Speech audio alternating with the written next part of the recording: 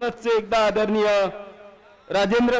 Ayushman Rajendra Pal Gautam sir, माजी सामाजिक न्याय मंत्री, दिल्ली सरकार यांना मी विनंती करतो सर की आपण यावं आणि आपलं अध्यक्षीय भाषणास सुरुवात करावी. आदरणीय राजेंद्र पाल गौतम सर, कृपया टाळ्यांनी त्यांचं स्वागत असू द्या, जोरदार टाळ्या असू द्या. धन्यवाद.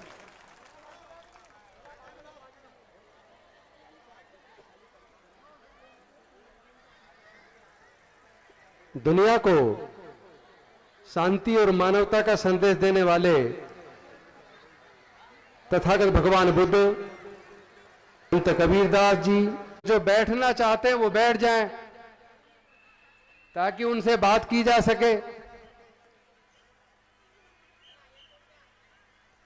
मैं समझता हूं हमें और आपको सबको इस बात का एहसास होना चाहिए कि डॉक्टर बाबा साहेब अंबेडकर जी ने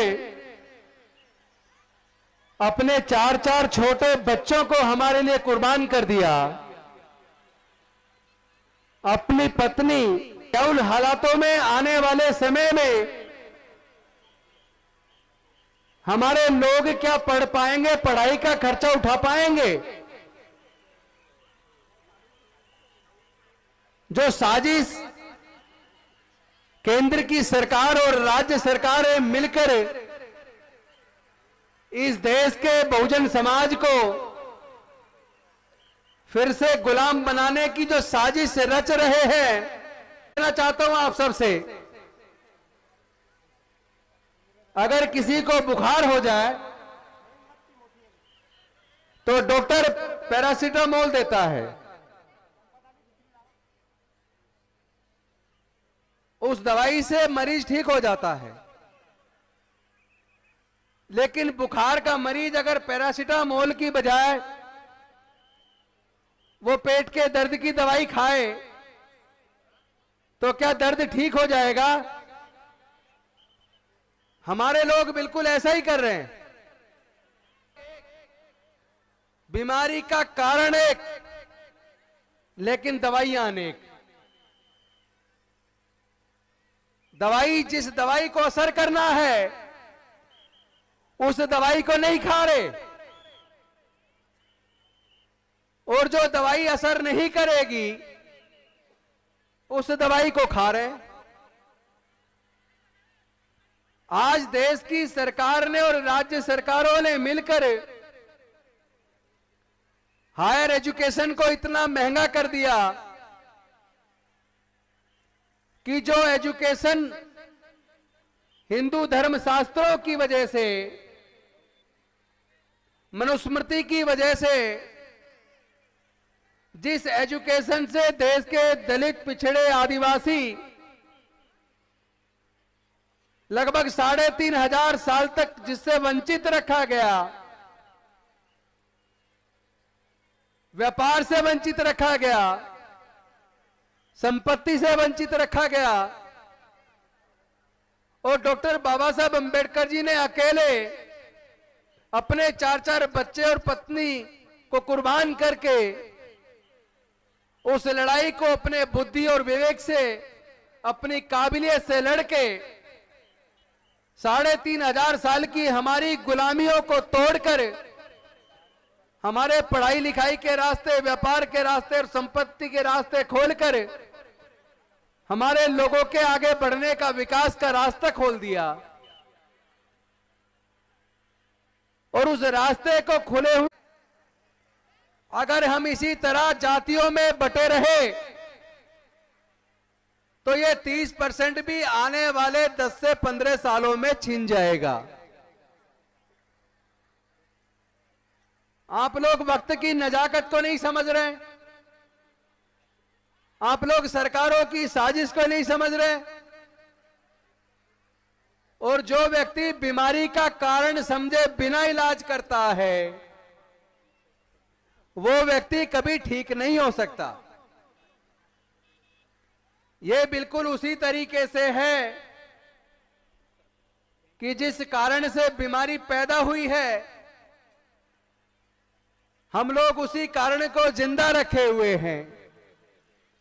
मैं पूछता हूं, क्या तुम लोगों ने जातियां छोड़ दी? या अभी भी जाति में बने हुए हो, तो वो कहते हैं हमने जाति नहीं छोड़ी, हम जाति में बने हुए हैं। तो भैया एक बात बताओ, अगर जाति ही जातिगत उत्पीड़न का कारण है और यार नहीं हो, आप जातियों को जिंदा रखे हो, अपने बच्चों की शादी करने के लिए जब लड़का या लड़की ढूंढते हो तो अपनी जाति ढूंढते हो, तो भाई फिर बीमारी से छुटकारा कब मिलेगा? डॉक्टर बाबा साहेब अंबेडकर की जो किताब है एनिहिलेशन ऑफ कास्ट, जो 1935 में डॉक्टर बाबा साहेब अंबेडकर जी को लाहौर में भाषण देना था जाति तोड़क मंडल के सामने, क्या आप सब लोगों ने वो एनिहिलेशन ऑफ कास्ट को पढ़ा है? अगर पढ़ा है तो आपने ये समझ लिया होगा उस हिंदू धर्म की से जाति, लेकिन समुद्र में गिरने के बाद वो अपनी पहचान खो देती है और वो फिर समुद्र कहलाती है। उसी प्रकार अनेकों जातियां जब बौद्ध बन जाती हैं तो जाति खत्म हो जाती है, हम बौद्ध कहलाते हैं।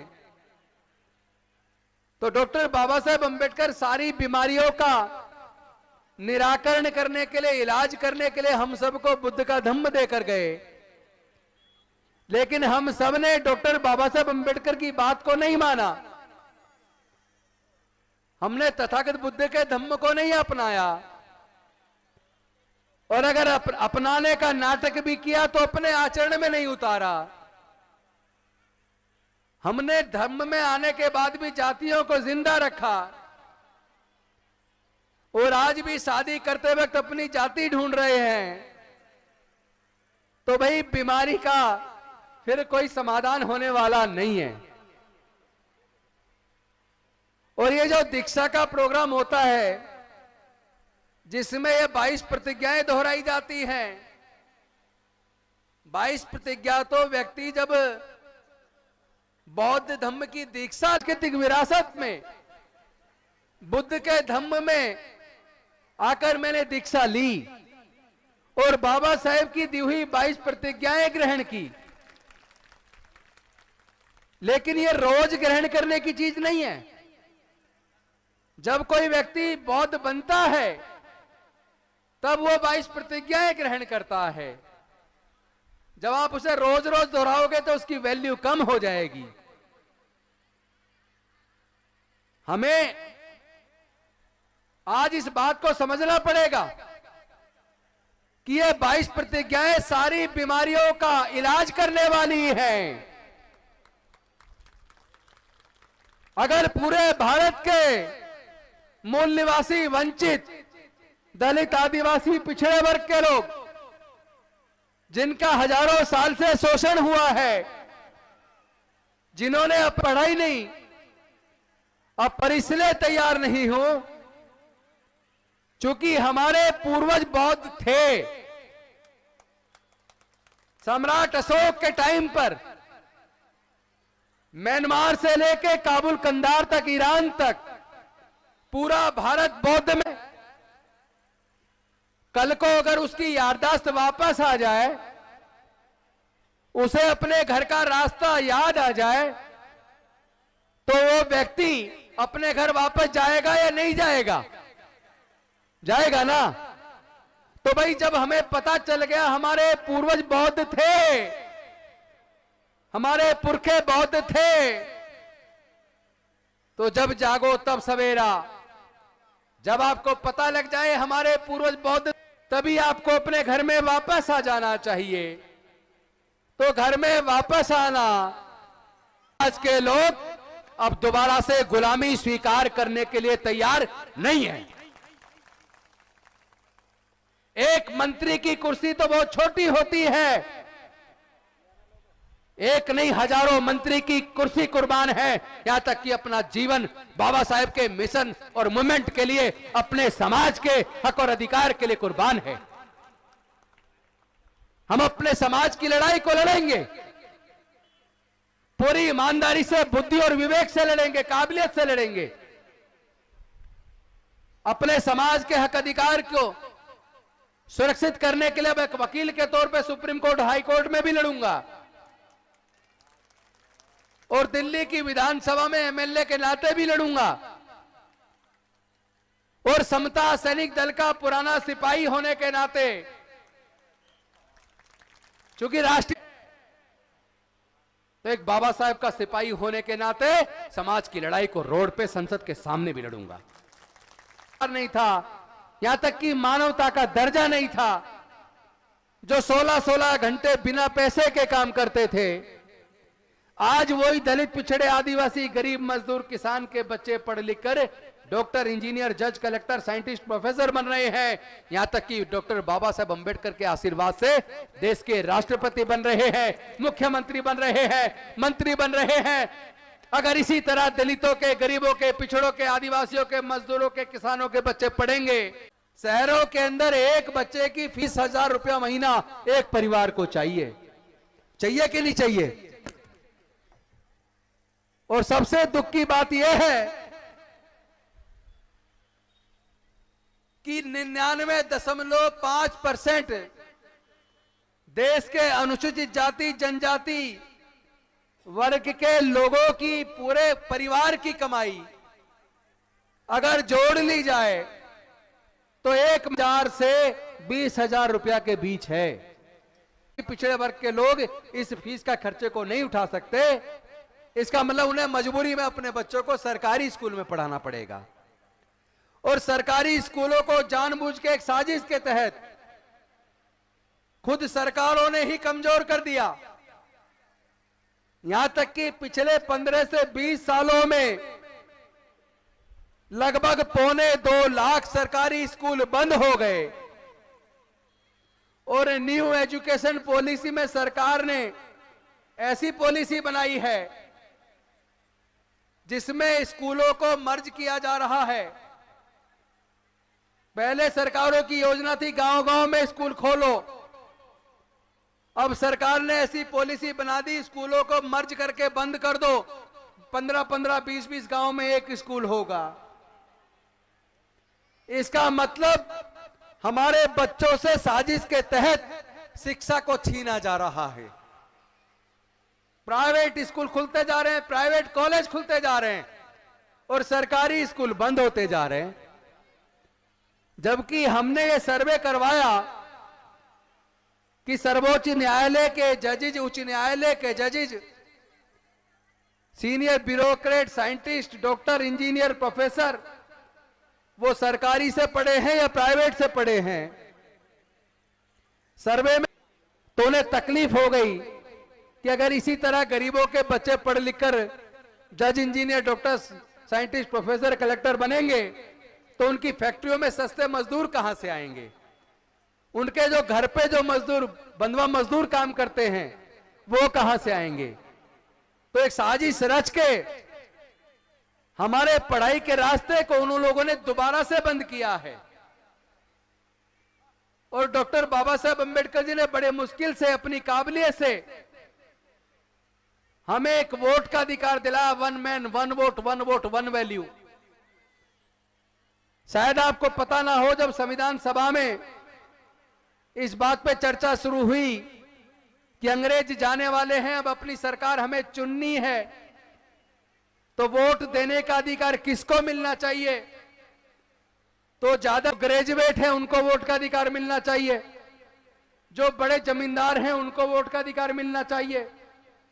तो डॉक्टर बाबा साहब अंबेडकर जी ने सोचा, जिस मनुस्मृति के चलते हमारे लोग 3500 साल तक पढ़ाई से, संपत्ति से, व्यापार से दूर रहे, इस वजह से हमारे लोग, तो 5% लोगों को वोट का अधिकार मिलता और 5% लोग सरकारों को चुनते और सरकारें केवल 5% के लिए काम करती, फिर आपके हमारे लिए कुछ होने वाला नहीं था। लेकिन डॉक्टर बाबा साहब अंबेडकर जी ने अपनी काबिलियत से, अपनी जी तो बड़े मुश्किल से हमें वोट का अधिकार दे गए, पर हमने अपनी इस वोट की कीमत को नहीं समझा। हमने अपनी वोट को शराब की बोतल में 1000-2000 रुपए में अनाज 10-20 किलो अनाज में अपनी वोट को बेच दिया और ऐसी सरकारों को चुन दिया जिन सरकारों ने कर दिया कि हमारे बच्चों से शिक्षा छीन जाए। आज आने के लिए हर साल 3 लाख रुपए एक बच्चे की पढ़ाई पे खर्च कर सकते हैं क्या? इसका मतलब यह हुआ जो डॉक्टर बाबा साहब अंबेडकर हमें देकर गए वो हमारा धीरे धीरे छिन गया। और भारत की सरकार ने साजिश के तहत, चूंकि बाबा साहब के दिए रिजर्वेशन से हम लोग नौकरियों में आए, डॉक्टर, इंजीनियर, जज, कलेक्टर, साइंटिस्ट, प्रोफेसर बने, एमपी, एमएलए बने, तो इन लोगों ने धीरे धीरे भारत सरकार के उपक्रमों को बेच दिया। इंडियन रेलवेज बेच दिया, पेट्रोलियम बेच दिया, गैस कंपनी बेच दी, बैंक बेच दिए, इंश्योरेंस कंपनी बेच दी, और जो जो विभाग बिक गया वहां आपके बच्चों का भविष्य खत्म, आपके लिए नौकरियों के कोई अवसर नहीं रहेंगे। तो इतनी बड़ी साजिश हमारे लोगों के साथ सरकारों ने कर दी और हमारे लोग शराब की बोतल में बिक गए, 1500 रुपए में अपनी वोट को बेच दिया। अब आपके बच्चे दोबारा गुलाम बनने वाले, मैं बता रहा हूं, मेरी बात को ध्यान कर लेना। अगर तुम लोग अभी भी नहीं जागे, अगर एक बार हाथ उठाकर, दोनों हाथ खड़े करके, जो लोग बाबा साहब के सपने को साकार करना चाहते हैं, जो लोग डॉक्टर बाबा साहब के सपने को, भारत को बौद्धमय बनाने का सपना, भारत को फिर से उसी तरह का गौरव जो सम्राट अशोक के टाइम पर था वो गौरव देना चाहते हैं, और जो नहीं चाहते कि उनके बच्चे फिर से गुलाम बने, एक बार दोनों हाथ उठा के नारा लगाएंगे, जय भीम, जय भीम, जय भीम। ये लोग जो है धम्म दीक्षा लेना चाहते हैं आपके हाथ। आप भंते जी से करवाइए, भंते जी से कराइए, मेरी फ्लाइट है, मैं निकलूंगा। तो मैं अपनी बात कह रहा था, अभी भी जागने के लिए थोड़ा समय बचा है। आप अगर अभी भी नहीं जागे तो यकीन मानिए आपके बच्चे गुलाम बन जाएंगे और आप उनसे नजरें नहीं मिला पाओगे। आपके बच्चे आपसे पूछेंगे तो क्या आप अपने बच्चों से नजर मिला पाओगे फिर? तो भाई इस लड़ाई को लड़ना पड़ेगा। क्या आप लड़ाई लड़ने को तैयार हो? बाबा साहब के सपनों को साकार करने को तैयार हो? यह न्याय की लड़ाई है, हम लड़ाई को लड़ेंगे, हम लड़ाई को जीतेंगे।